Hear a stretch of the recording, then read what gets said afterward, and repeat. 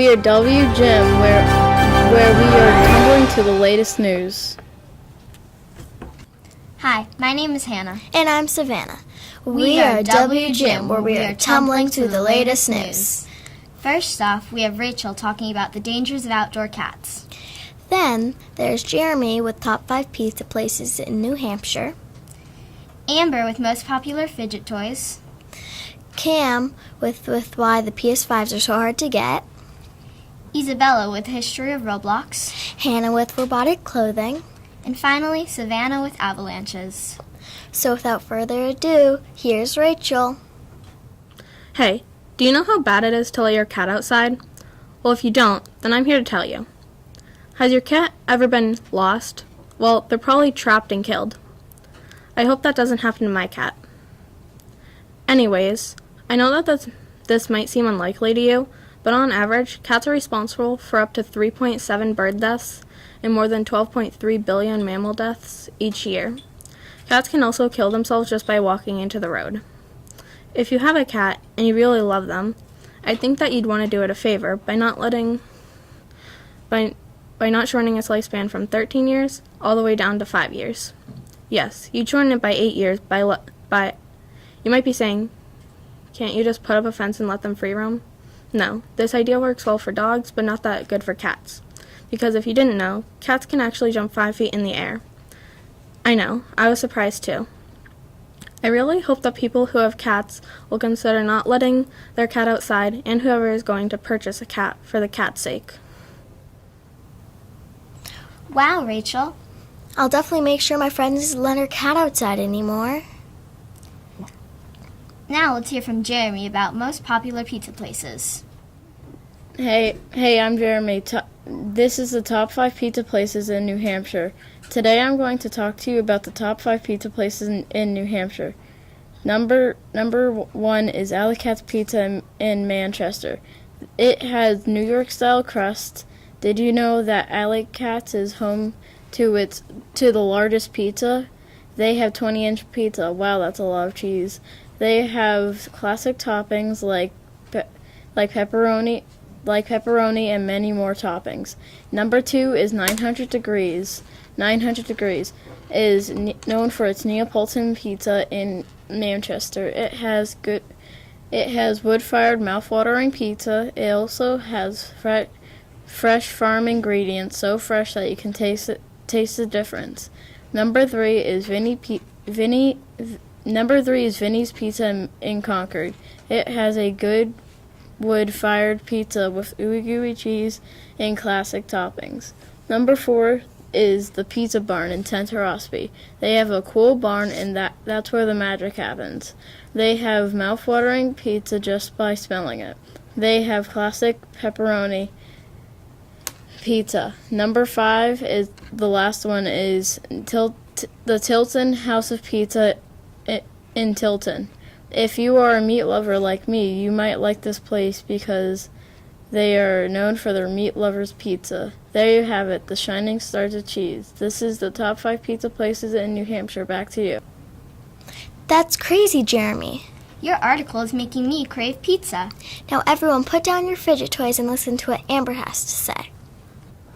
Many people use hand fidgets to relieve stress and anxiety, to help focus. Stress balls, putty, and anything squishy and squeezy are helpful because they're soothing, calming, and enjoyable to fidget with. Sensory items have helped people of all ages, from adults sitting at a desk at work to children in classrooms. Fidgets are especially useful in helping children with autism spectrum disorder. Hand fidgets can help manage anxiety, improve ability to focus, or even help children calm down when dealing with a lot of emotions, such as extreme anger or frustration. Children who have autism spectrum disorder can benefit from fidgeting, especially when they are stimming or engaging in hand flapping. Below, I'm going to share with you some of the most popular fidgets and where you can find them. These items are fun to play with and calming. Crazy Aaron's Thinking Putty is perfect to use as a hand fidget to help children self-regulate. Squeeze, pull, roll, squish this putty to help manage anxiety or use it as a calming tool. Manipulating putty can also be a great way to help a child focus or maintain attention. Crazy Aaron's thinking putty has many different colors. If your child needs to work on improving fine motor skills or hand strength, a great activity to do with this putty is tie small items such as beads inside the putty and ask your child to dig through to find and pull them out. This gives a fantastic workout to the hands as it works on strengthening the small muscles. This thinking putty is approximately $14 per tin. However, they do sell smaller mini tins which are cheaper.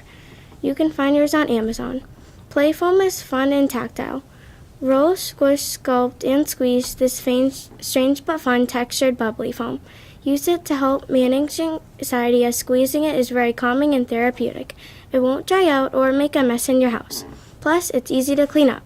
It is made by Educational Insights.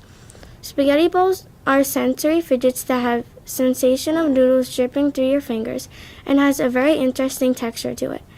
Enjoy pulling, squeezing, tossing, and stretching it. Use it as a calming stress reliever, something to hold to keep restless hands busy, or just for pure sensory fun. You can find yours on Amazon. You can smush, squeeze, stretch, pull, toss, and bounce squishy stress relief balls. These balls are strong, durable, and safe for kids and parents. They are perfect for the classroom, home, or to bring on the go. This item can help promote a sense of calm, reduce stress, and increase focus. Great to use as a warm-up activity prior to fine motor work or handwriting to help wake up the small muscles of the hand. Made with 100% high-quality theraplastic rubber. You can find yours on Amazon. Lastly, Wacky Tracks are a favorite highly rated fidget toys. It bends in many directions to create endless shapes and makes a satisfying clicking noise as each link is moved. Wacky Tracks are great hand fidgets to use at home, in public settings, or during car rides. You can find yours on Amazon. I hope this helped if you wanted to find good hand fidgets to help with stress and anxiety. That is very interesting, Amber. Now I want to buy my own Wacky Track. Now, for all the gamers out there, come listen to Cam talk about why the new PS5 is so hard to get. Why is the PS5 so hard to get? Have you ever wanted a PlayStation 5 and wonder why is it so hard to get? I will tell you why. On November 12, 2020, there was a PS5 release. It had been 7 years since the PS4 release, so people were hyped that the new PlayStation came out. Sadly, they were hard to get for many reasons. First, people would drive up the prices on eBay by fake bidding. Second, people were using computer programs to cheat the system to buy many consoles and sell them for hundreds of dollars more than the real price. Jim Ryan, the CEO of Sony, the company that created the PlayStation 5, mentioned in a recent GQ interview that because of COVID, the supply chains have become a little more complicated. This means that they could not produce consoles as fast as people wanted them. PlayStation 5 sold 4.5 million units during 2020. Game Radar journalist Benjamin About said you had a better chance of winning the lottery right now than getting a PS5. Have you ever heard the saying, never give up? Well, don't give up on getting a PS5. When this pandemic goes away, you'll have a better chance at getting a PS5. Hopefully, Sony will produce more consoles so people can be happy during the horrible times we're in right now. Back to you. Wow, I never knew that the PS5s are so rare. Yeah, all the people that got them are so lucky. If you love Roblox, then Isabella's story is perfect for you. Hi there, I'm Isabella, and today I will be talking about Roblox. What is Roblox, you ask? Roblox is an online game platform and game creation system developed by David Baszucki and Eric Cassell in 2004 and released in 2006. Roblox has a bunch of games created by other users. When Roblox first started, it was a small game, but in the second half of the 2010s, Roblox began to grow rapidly, increasing its number of players every day. When Roblox was first created, it was called Dynablox. In 2005, they changed it to Roblox and officially released it on September 1st, 2006. Since there is not a lot of social interaction during the pandemic, Roblox is being used as a way for children to communicate. Roblox is free to play with in-game purchases available through virtual money called Robux. Fun fact, when Roblox first came out, the money was called Tix, short for tickets, and you could get it through playing games on Roblox. What now is called Premium used to be called Builders Club.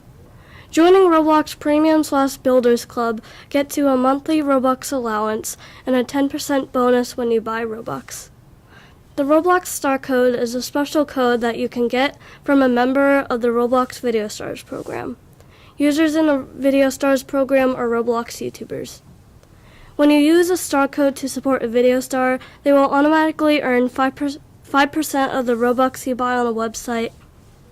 All games on Roblox are created by other users, unless the creator is you.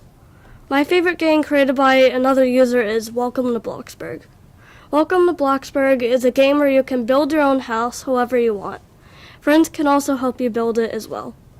I think Welcome to Bloxburg is a really good roleplay game because it has a detailed map, a pizza and ice cream place, a school, a gym, and more. I like Roblox more than other games because it has millions of different games on it.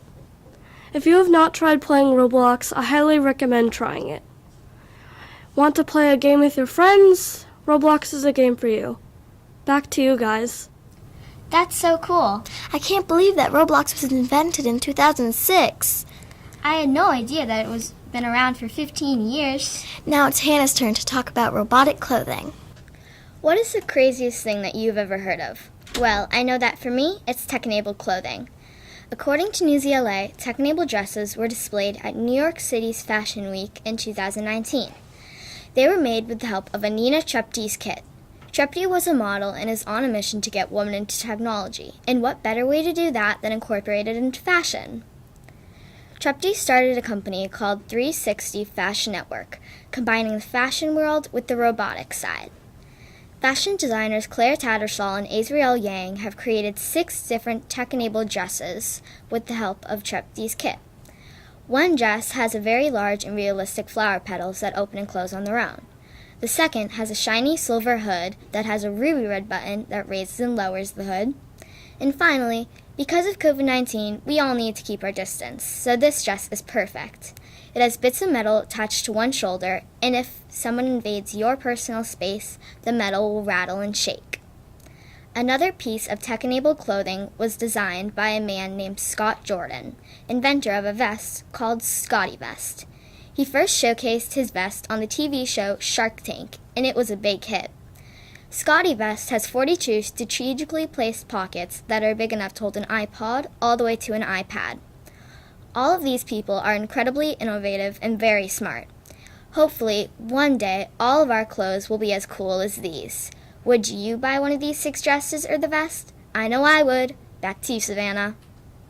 Whoa, that's crazy, Hannah. I know, right? Doesn't it make you want to have one of those dresses? Totally. Now, if you ever run into an avalanche, then Savannah's segment will be helpful to remember.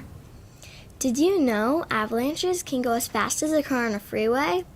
Avalanches are dangerous. They come in many different sizes and occur when massive slabs of snow shatter like broken glass and race rapidly down a mountainside. Avalanches can be snow, rocks, and ice that falls and needs a weaker layer of snow that can collapse to trigger the avalanche to start. When an avalanche finally comes to a stop, it is at the bottom of a slope where the snow piles up. Avalanches can be deadly because of their intensity and unpredictability. Did you know most people that died from avalanches are climbers, skiers, and snowmobilers? According to Gale.com, avalanches causes 40 people to die in North America each year. The countries that get the most avalanches are France, Austria, Italy, and Switzerland because they have a lot of mountains that have no trees. Knowing these facts will help people who love the mountains to be more safe. Back to you, Hannah. That's amazing, Savannah. Doesn't it seem so unrealistic that an avalanche can go as fast as a car on a freeway? That's all the time we have for today. Thank you for watching. We really appreciate it. And remember, we are WGym, where we are tumbling to the latest news.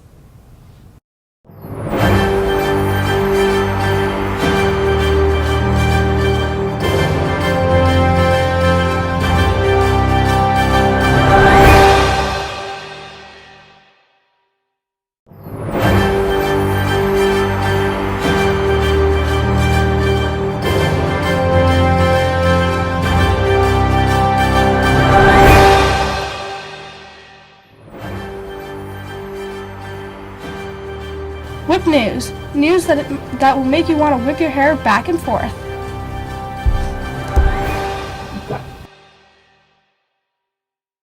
Hi everyone, I'm Allie. and I'm Zoe. And you are tuning into Whip News. News that will make you want to whip your hair back and forth. Today, we are going to have Kaylin with tornadoes. Then Tyler with the top places to go mountain biking. Next, Emma with what is meteorology. After Emma, we have Allie with cloned animals. Then, we have Zoe with the Nigersaurus. Finally, we have Maddox with how to build a PC.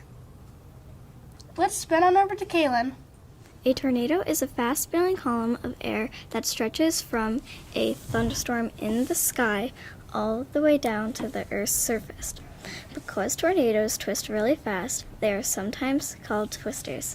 They form inside a really big thunderstorm when cold, dry air moving from one direction bumps into warm, wet air coming from a different direction. When a tornado forms, it can be one of the most powerful forces in nature. Tornado winds are the strongest in the world, even stronger than hurricanes. In some twisters, we know that the wind can blow almost up to 500 kilometers per hour, strong enough to pick up heavy things like cars, trucks in the air, and they are loud too. People who've seen them or been in them say they sound like giant roaring trains, but they don't move as fast as a speeding train. Usually tornadoes travel across the land in about 50 kilometers an hour, slower than most cars go. Tornadoes are unpredictable. These windy storms can speed up to slow down, change directions, or even stand still, and they last for a few seconds or as long as an hour. While a tornado can happen all over the world, it is most common in the U.S. About 2/3 of the tornadoes in the world happen right down the middle of the country. Meteorologists spend a lot of time studying them. They want to understand more about exactly how and when tornadoes can form and hopefully predict when they'll show up. There are even people called storm chasers who follow big storms around the middle of the U.S., hoping to spot one as it turns into a tornado so we can get a better picture of what really happens when a tornado forms. Scientists still don't know when a tornado is going to happen, but they have gotten better predicting which thunderstorm might be strong enough to create one, and if they spot one bad early enough, they can give people who live nearby a warning that a twister might be coming. That's one of the most important jobs that a meteorologist has, helping people get ready for extreme weather. So the more they learn about tornadoes, the better we can prepare. I hope the weather is nice where you are, and hope you learned a lot about tornadoes. Back to you, Allie and Zoe. Wow, Kaylin, I never knew tornadoes did that. Time to zoom on over to Tyler. Do you want to mountain bike but don't know where to go? Well, here's some of the best places to have fun while mountain biking. Number 1 is Highland Bike Park. Highland Bike Park is one of the best places to mountain bike. It was even proved to be the best mountain bike park by many mountain bike trail reviewers. They are known for their professional trail called Cat's Paw. Highland is in Northfield, New Hampshire. Here's another really good place to mountain bike. This place is Whistler Bike Park. Whistler Bike Park is another well-known spot. They are known for their jumps and their famous jump trail A-Line. You can find Whistler in British Columbia. One other place is Mammoth Mountain Bike Park. Mammoth Bike Park is a good spot to go with your friends because they have a variety of trails to ride on. You can find Mammoth Bike Park in California. One of the most important things when looking for a good spot to mountain bike is looking at the trails available at the park. You always want to check the different levels of the trails before you ride on them. As a mountain bike rider, I would like to visit these awesome riding spots one day. Back to you, Allie and Zoe. That is wonderful. I'm going to make sure I go to one of those mountains. Let's throw on over to Emma. If you've ever watched the weather, you've probably heard of people called meteorologists. Meteorologists are the people who predict the forecast to tell you if you should grab your parka and snow boots or get your raincoat out of your closet. If you're wondering how they do it, I'm here to explain it all. Meteorologists collect data from weather balloons and other special weather tools like Doppler radars and satellites. A meteorologist looks at the current conditions and makes an educated guess of what the weather will be the next day. They also study patterns like how it snows in the winter in the northern hemisphere and is still hot in the southern hemisphere. Meteorologists study the weather so people can see what the weather will be like for the week, month, or even year. 83% of the time, meteorologists are correct about the weather, but not every time, so don't always depend on the weather app on your phone. If you want to be a meteorologist, you have to have at least 1 degree in meteorology. This training continues with higher education. Each country has its own way of training. For example, the Meteorological Service of Canada, UK, and Met Office have their own training course after the university, while Mateo, France, takes charge of all the training once the person has passed the entrance examination at the National School of Meteorology after high school. I hope you have learned the basics of meteorology. Back to you and Ali and Zoe. That is incredible. Put your lab coats on. It's time for Allie. The first ever animal to be cloned was a sheep named Dolly, and she was created in 1996, but it was not easy. It took a whopping 276 tries until they finally got a completed animal. This started a very innovative idea. Over the next few years, about 25 different animals were cloned by scientists such as dogs, cats, pigs, cows, and horses. Animals are cloned with an embryo, which is made from 2 animal cells. They get those cells by cutting a small microscopic piece of skin off of both of those animals and merging them. Did you know you can create an exact clone of the mother without a father or 2 mothers? Once they have an embryo, they put it inside the female, leading to a normal birthing process. There have been many animals cloned for other things, but the first pet to be cloned was a cat named Cece. She was brown and white. Her name actually stands for copycat or carbon copy. Unfortunately, Cece passed away on March 3rd. Is it horrible to clone animals? Well, that's what some people believe. The suffering that such experiments cause is unimaginable, PETA Senior Vice President Kathy Guillermo said. Two monkeys were cloned, and PETA disagreed with the idea. These 2 monkeys represent misery and death on an enormous scale, she protested. Though there was a lot of disagreement about cloning animals, it is very efficient and can do a lot, like saving an endangered species or duplicating someone's dead pet. If scientists will keep trying to improve this great work, we can do a lot for the Earth. Back to you, Zoe. Wow, Allie. I didn't know scientists could do that yet. Let's stomp on over to Zoe. Hi, my name is Zoe Harrigan, and I'm going to tell you about a very large dinosaur called the Nigersaurus. The Nigersaurus was first discovered in 1976 by Philip Quet. He found the fossils in none other than Gadafawa, a fossil-filled graveyard site found in the country Niger, Africa. The Nigersaurus lived 110 million years ago, in the Cretaceous era, but it was actually called the Mesozoic era. The Nigersaurus was like no other dinosaur. Its face was very box-shaped, which differed from most other dinosaurs with long, straight faces. The Nigersaurus was a colossal dinosaur that was 30 feet long, had a long neck, and upwards to 1,000 teeth. And even though the Nigersaurus looked very heavy and fat, it actually had thin bones. Its skeleton was filled with air, which lightened the Nigersaurus's weight. Its limbs were also robustly built.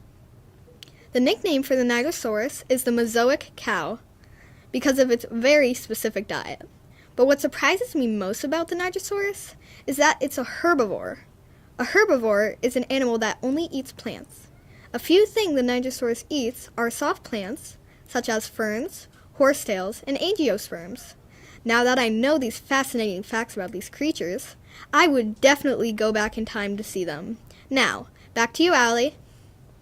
Thrilling! That is so many teeth.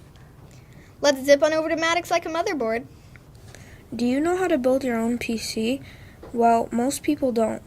Most of the time, building a PC takes a long time. It takes at least 2 to 3 weeks to build because you have to buy all the parts like a motherboard, a processor, a memory board, fans, power supply, and a case. The key component is the motherboard. The motherboard is for storage. When you start building your PC, you want to start with your motherboard and your case. Then you will add all other parts. Next, you will need a central processing unit. This is technically called a CPU. The CPU is for data transactions. The higher gigahertz also means the CPU consumes more energy, which could lead to higher system temperature. That requires airflow or heat dispensation within the computer. After, you will need a memory board. Adding a memory board is one of the easiest, fastest, and most affordable ways to amplify the performance of your computer. It gives your system more available space temporarily, stores data that's being used. Almost every single computer in the world relies on a memory board, according to Crucial. Then you will need a storage device that would be used to store your data. The better your storage, the better, faster efficiency and the durability. A storage card is very useful and it can help your data access faster. After, you will need a power supply and a case.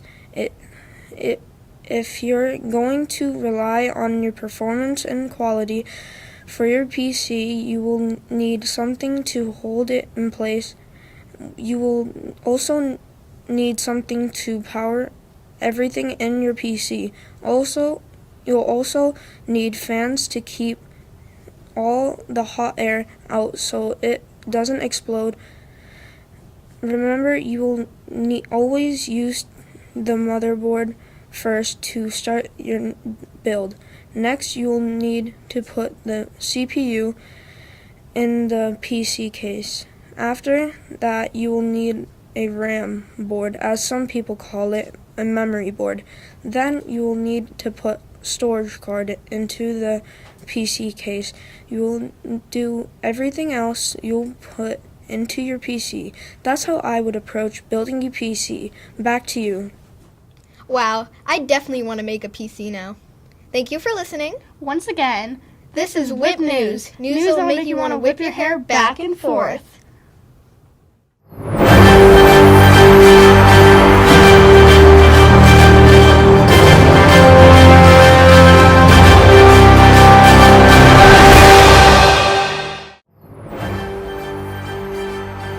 This is WOOW News coming to you from North School in Londonderry, New Hampshire.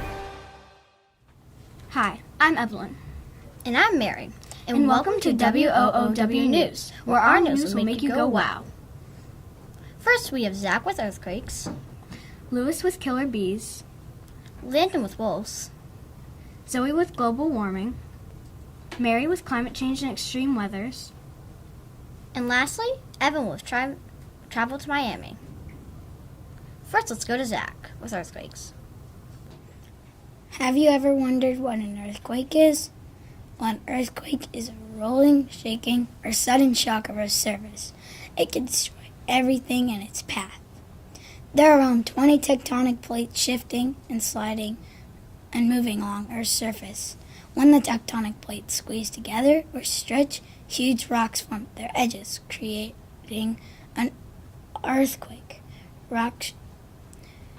The movement of the tectonic plates has formed large mountain ranges like the Himalayas and the Andes, and it even can cause tsunamis. The Valdivia earthquake was the largest earthquake that ever happened. The earthquake struck near Valdivia, Chile in 1960.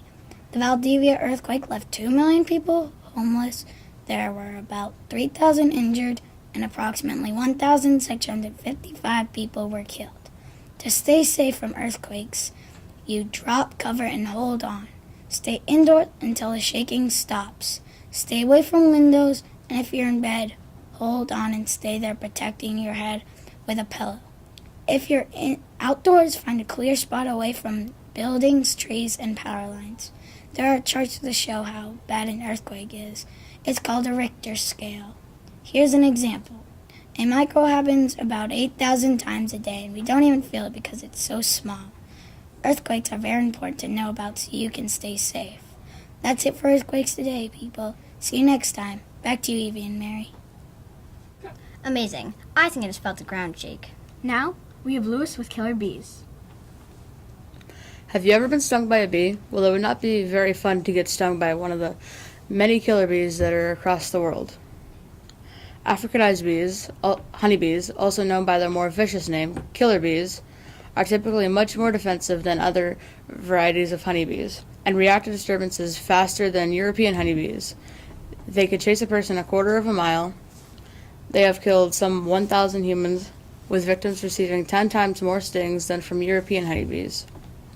Mario Palma, a biochemist at Sao Paulo State University in Rio Claro, Brazil, studies social interactions of bees.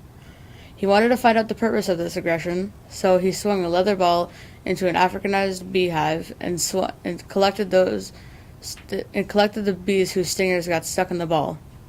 They froze the bees, sliced their brains, and examined the slices with a sophisticated technique that identifies proteins and keeps track of where they are in each slice.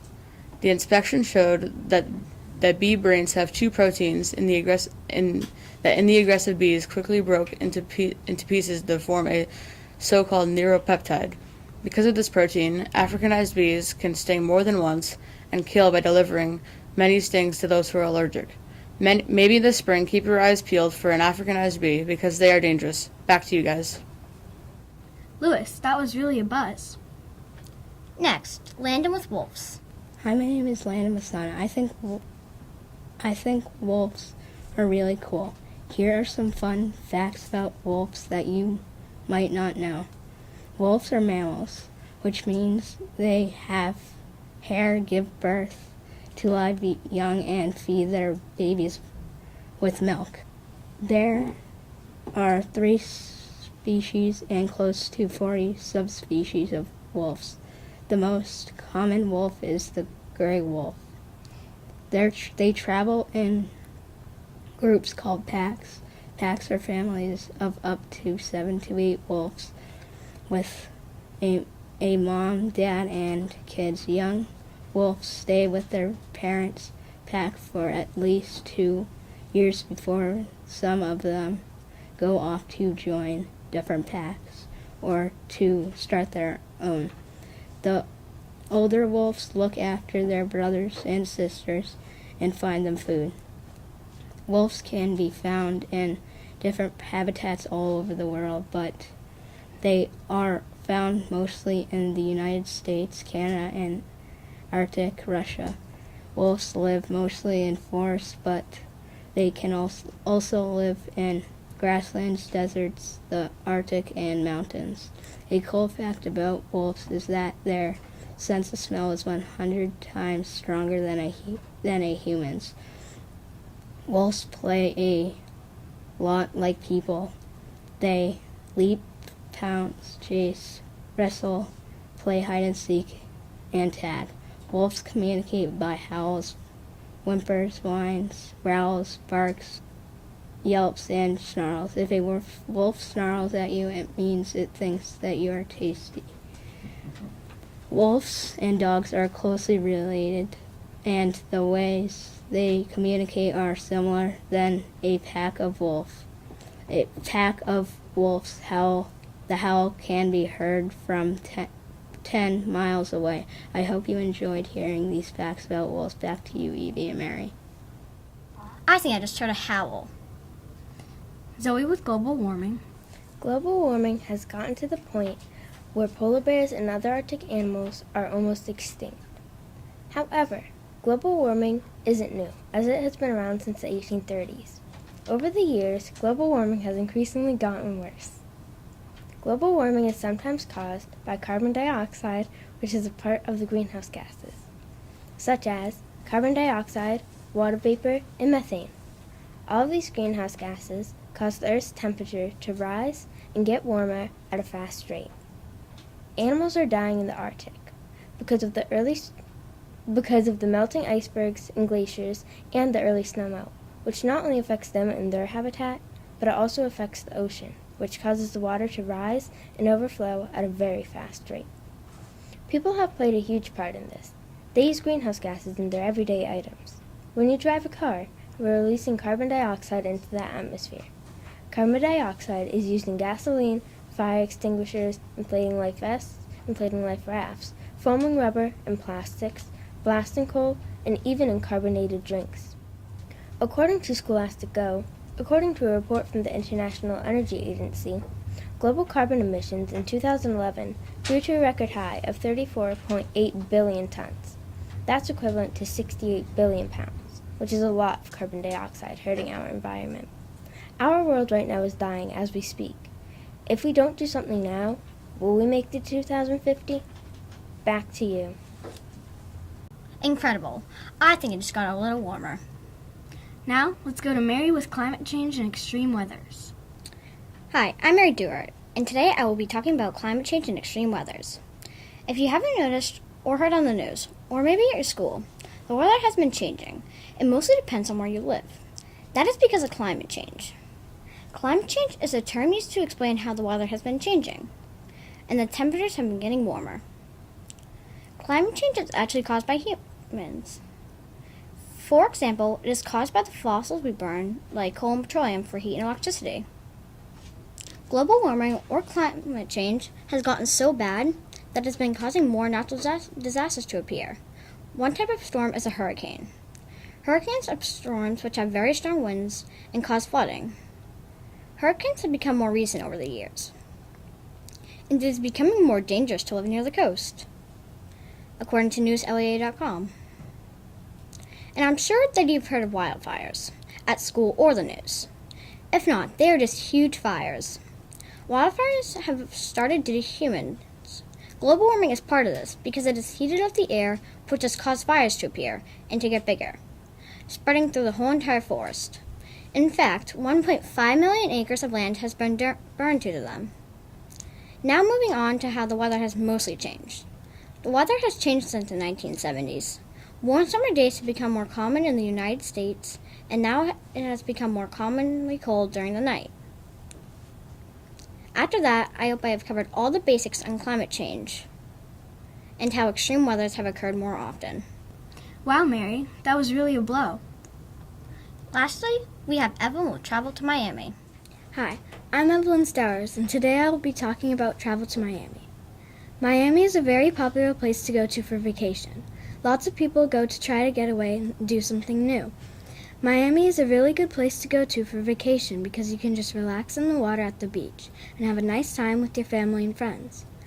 When going to Miami, Florida, you should most definitely bring bathing suits, shorts, and other things that you would need in summer. The lowest temperature for it to get around is 65 degrees, and the highest temperature is 85 degrees or even higher. If you want to get away from your hometown or city, Miami is a nice and relaxing place to go to, especially if you like warm weather.